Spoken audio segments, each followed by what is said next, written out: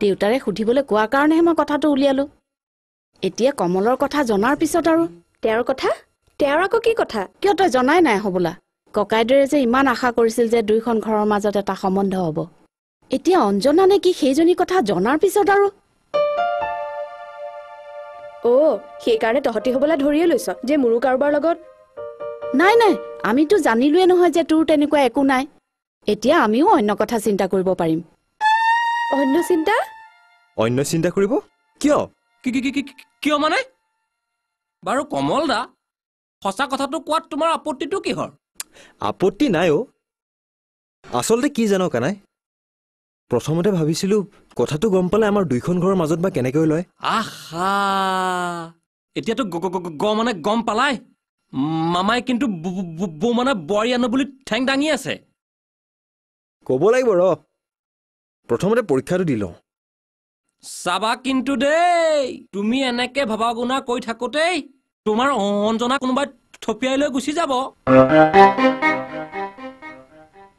জীবন নামৰ সাগৰ খনিত নাও মেলি দিলো মাঝ সাগৰৰ কোবাল খুতত নাও হেৰুৱালো জীবন নামৰ সাগৰ খনিত নাও মেলি দিলো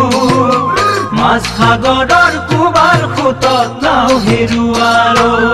মই সাগৰ সাঁতুৰি কোনো পাৰ নাপালো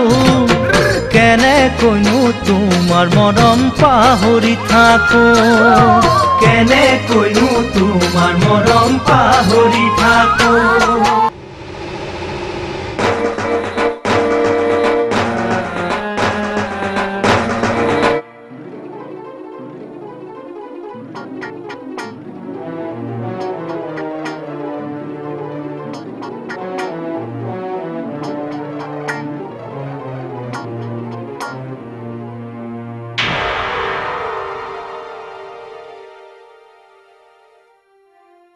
মই ইমান দিনে কি কৈ আছিলো আৰু আজি কি হ'ল মোৰ চকুৰাকে দিয়ে হাজৰিকাৰ জীয়েকক বৰুৱাৰ পুতেকে মটৰ বাইকৰ পিছত বহুৱাই লৈ চি চি চি চি এই সাধাৰণ কথাটোকে ক'ব নোৱাৰিলে বৰমতাটো ওলাইছে